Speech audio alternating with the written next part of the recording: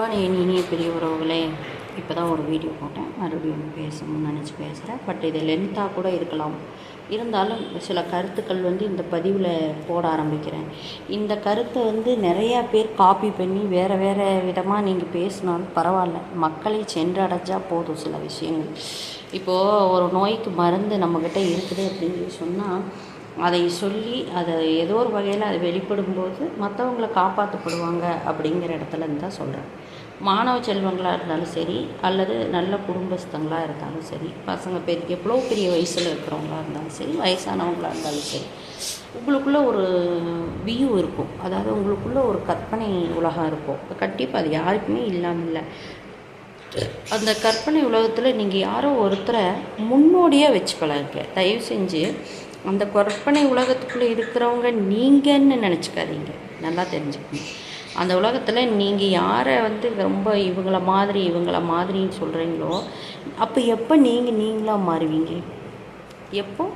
எப்படி நீங்களாக மாறுவீங்க? அது மாதிரி நீங்கள் யார், இன்னும் உங்களுடைய செயல்திறனெல்லாம் என்ன, உங்களுடைய வெளிப்பாடுகள் எப்படி இருக்கணும் அப்படிங்கிற ஒவ்வொரு மாணவனாக இருந்தாலும் மாணவியாக இருந்தாலும் நீங்கள் ஒரு கதாநாயகன் கதாநாயகி, அதாவது ஒரிஜினாலிட்டியோட, ஒரு பணத்துக்காக எந்த ஒரு இயக்கமும் இல்லாமல் உங்களுடைய குடும்பம், உங்களுடைய செழிப்பு, உங்களுடைய வாழ்க்கை, உங்களுடைய வாழ்வாதாரம், இப்படி எல்லாத்துக்குமான ஒரு இதாக இருக்கணும். நீங்கள் இப்போ ஒரு எம்ஜிஆரை நினைக்கிறீங்க, ஒரு சிவாஜியை நினைக்கிறீங்க, அல்லது வேறு நடிகர். ஏன்னா பெரும்பாலும் கம்பேரிசமே பார்த்திங்கன்னா பெருந்தலைவர்களை நினைக்கிறோமோ இல்லையோ, சினிமாவில் இருக்கக்கூடியவங்கள நம்ம நினைக்கிறோம். தப்பில்லை. அது சினிமா உலகம், அதுக்கான ஒரு கற்பனை திறனில் ஒரு வடிவமைக்கப்பட்ட ஒரு விஷயந்தான். அந்த கற்பனை நம்மளுக்கு ஒரு கதையாகவும் கதாபாத்திரமாகவும் சில உணர்வுகளாலும் அதை நம்மளை ஆக்குபை பண்ணிக்குது. சரிங்களா? அதாவது நம்மளை அது உணர வைக்குது. சரியா? அந்த மாதிரி ஒரு சூழல் அப்படிங்கிற இடத்துல நீங்கள் இது கொஞ்சம் யோசிக்கணும்.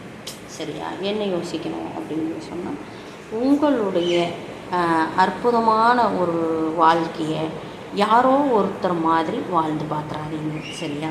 உங்களுடைய அனுபவமான ஒரு அற்புதமான ஒரு சூழலை வேறு யாரோடைய நினைவுகளாலேயோ இல்லை வேறு யாருடைய சூழல்களையோ உங்களுடைய மைண்டுக்கு கொண்டு அந்த மாதிரி நீங்கள் ஒரு ஜெராக்ஸ் காப்பியாக இருக்காதீங்க.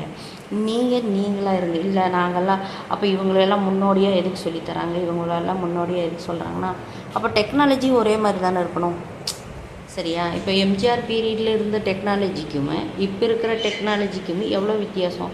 ஏன் எம்ஜிஆர் சொல்கிறேன்னா, குறுகிய காலத்தில் டக்குன்னு ஒருத்தவங்க பிரெயினில் ஏறுறதாகட்டும், அவருடைய வார்த்தைகளாகட்டும், அவர் பாட்டு செலெக்ஷன் பண்ணுறதுலையாகட்டும், அவர் ரொம்ப ப்ரில்லியண்ட். இன்றைக்கி வரைக்கும் அந்த பாட்டை கேட்டால் ஆஃப் பண்ணிவிட்டு போகணுன்னு தோணாது.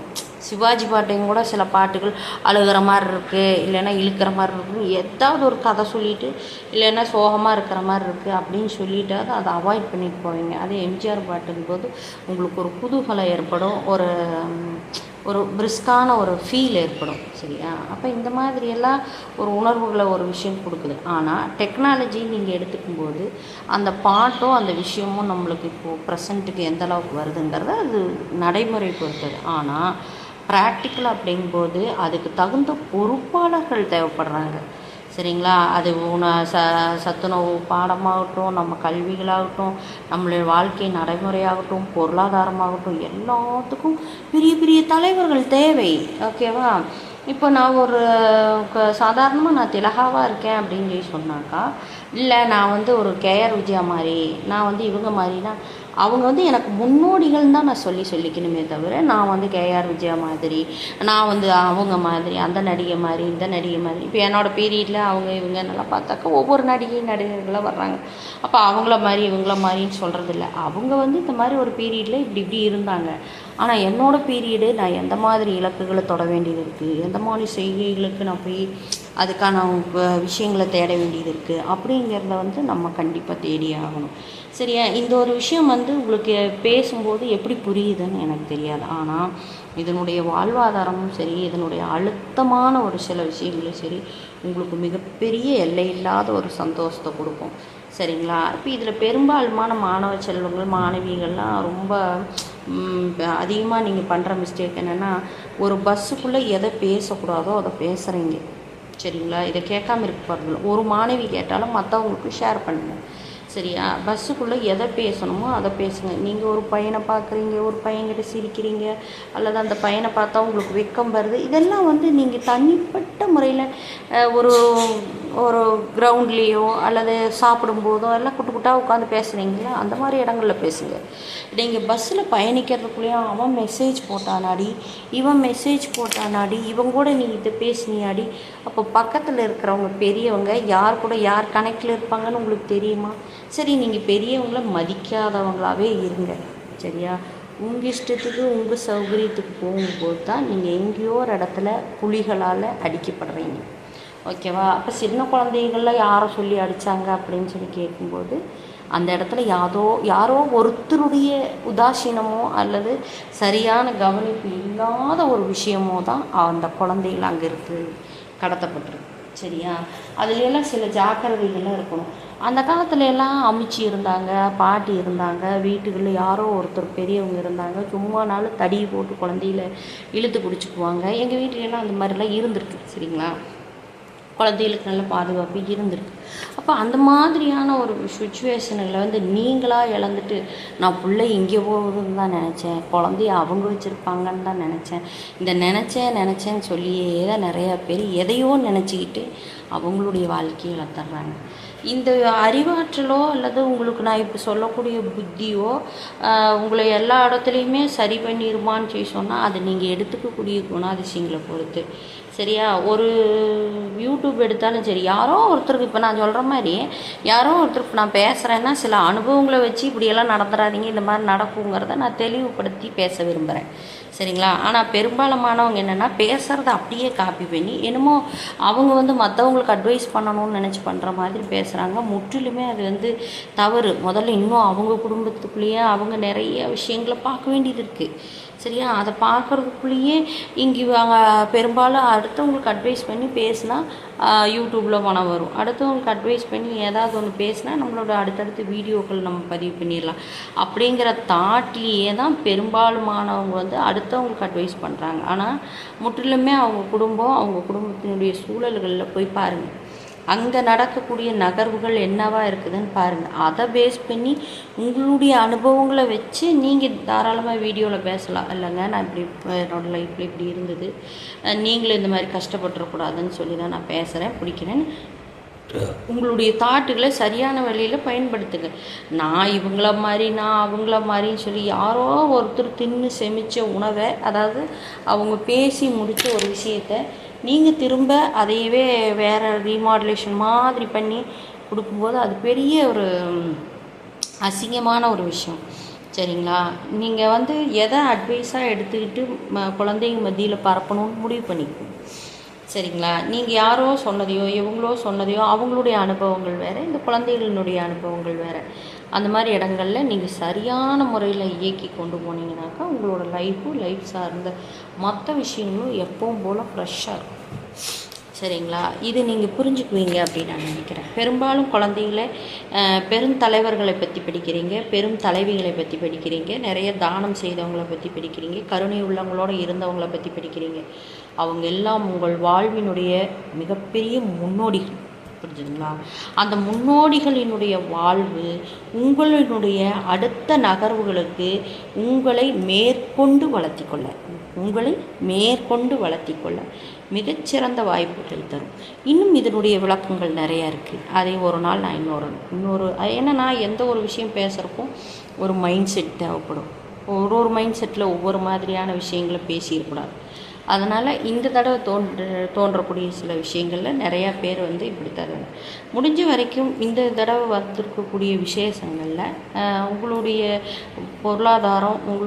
பொருளாதார சூழல், ஏன்னா நான் புரிஞ்சுக்கிறதுக்கே இவ்வளோ வயசாகுது. சரிங்களா? இந்த சூழல்களெல்லாம் இது பண்ணிவிட்டு உங்களுடைய என்ன சொல்கிறது, உங்களுடைய தீபாவளி ஃபங்க்ஷனை வந்து நீங்கள் எந்த அளவுக்கு ஹாப்பியாக கொண்டு போகணும் அப்படின்னு யோசிச்சுக்குங்க. நீங்கள் ஆடம்பரமாக ஒரு 500 ரூபாய்க்கு துணி எடுக்கிறதுக்கு பதிலாக 10,000 ரூபாய்க்கு துணி எடுத்தால் தான் அப்படின்னு நினச்சா அது பேர் நீங்கள் விசேஷம் கொண்டாடுறதா அர்த்தம் இல்லை. சரிங்களா? உங்களுக்கு விருப்பமான துணி உங்களுக்கு விருப்பமான விலையில் அதுக்கு தகுந்த மாதிரி எடுத்துக்கோங்க. ஏன்னா இங்கே வந்து இருக்கிறவங்களுக்கு பேசுகிறது இல்லை, அடுத்தடுத்து மாதங்களில் கடனாளி ஆகாமல் நீங்கள் தப்பிச்சுக்கிறதுக்கான மிகப்பெரிய ஒரு வரம்னு கூட சொல்லலாம். சரிங்களா? புரிஞ்சு குழந்தைகளே, உங்களுக்கு எப்போ வேணாலும் பணம் கிடைக்கும்போது எந்த பொருள் வேணாலும் வாங்கலாம். மேக்கப் திங்ஸோ இல்லை வேறு ஏதாவது நினச்ச மாதிரியான ஆடைகளோ இதெல்லாம் எப்போ வேணாலும் வாங்கலாம். ஆனால் ஒரே நோம்பியில் எல்லாத்தையுமே கொட்டிட்டு வருத்தப்பட வேண்டியது இருக்காது. இந்த தடவை உங்களுக்கு எது ரொம்ப இம்பார்ட்டண்ட்டாக இந்த இந்த விசேஷ நாட்களில் இப்போ கையில் கொஞ்சம் பணம் வந்திருக்கு, இது வாங்கினா என்னுடைய வீட்டில் என்னுடைய வாழ்வாதாரம் இன்னும் ஒருபடி மேலே வரும் அப்படின்னு என்ன உங்களுக்கு சரியாகப்படுதோ அதையே முதலீடு போட்டு தாராளமாக நீங்கள் வாங்கி ஆனந்தமாக உங்களுடைய தீபாவளி நாட்களை கொண்டாடுங்க. சில விஷயங்கள் இது சொல்லியே தீர வேண்டியதாக இருக்குது. கேட்டால் கேளுங்க, கேட்க போனால் உங்கள் விருப்பப்படி புரிஞ்சு செய்யுங்க. ஆனால் அடுத்து யாரோ ஒருத்தனுக்கு நோம்பிக்காக நான் வாங்கினேன் அப்படின்னு சொல்லிட்டு நீங்கள் 6 மாதம் 1 வருஷம் கடன் அடைக்கிறவங்களா இருக்காதீங்க. புத்திசாலித்தனமாக இருந்து விசேஷத்தை கொண்டாடுங்க. நானும் அதுக்கான முயற்சியை என்னுடைய ஃபேமிலியில் நானும் கடனுடனும் வாங்காமல் என்னுடைய விசேஷங்களை எப்படி சந்தோஷமாக கொண்டாடணும் அப்படிங்கிறத பார்த்துக்கிறேன். இன்னொன்று, இது ஒரு வேண்டுகோள்னு கூட வச்சுக்கலாம். என்ன வேண்டுகோள்னு கேட்டிங்கன்னா, பறவைகளினுடைய இதயம்லாம் ரொம்ப பலகீனமான ஒரு இதயம். சரிங்களா? நாங்களாம் பட்டாசு வெடித்தவங்க தான், வெடிக்காதவங்களாம் கிடையாது. பட்டாசே என்ன சொல்கிறது, பெட்டி நிறைய எங்கள் மாமா வாங்கிட்டு வருவாங்க. அதில் எங்களுக்கு எல்லாத்துக்கும் பங்கு தருவாங்க. நாங்கள் எங்கள் அப்பா அதை தனியாக வாங்கிட்டு வருவாங்க, அது தனியாக எல்லாத்துக்கும் பங்கு. அந்த வயசுலலாம் எங்களுக்கு தெரியல. ஆனால் நான் எங்கள் வீட்டில் பறவைகள் அப்புறம் சின்ன சின்ன உயிரினங்களை எல்லாம் காப்பாற்றக்கூடிய ஒரு கடவுள் ஒரு பொறுப்பை எங்கிட்ட ஒப்படைக்கும்போது அந்த கருணை உள்ளமாக மனசு இது பண்ணும்போது அந்த பறவைகள் அந்த பட்டாசினுடைய சத்தத்தில் எப்படி துடியாக துடிக்குதுன்னு என்னால் உணர முடியுது. பட்டாசினுடைய சத்தம் கேட்டு சில செடி கொடிகள் எல்லாம் வாடுறதை என்னால் கண்ணார பார்க்க முடிஞ்சுது. உங்களுடைய பட்டாசினுடைய மிகப்பெரிய சத்தம் வாய்ந்த வான வேடிக்கைகள் ஏதாவது 1 2 வைங்க. மற்றபடிக்கு இந்த கலர் மத்தாப்புகள்லாம் இருக்கு இல்லையா, அதெல்லாம் நீங்கள் தாராளமாக வைங்க.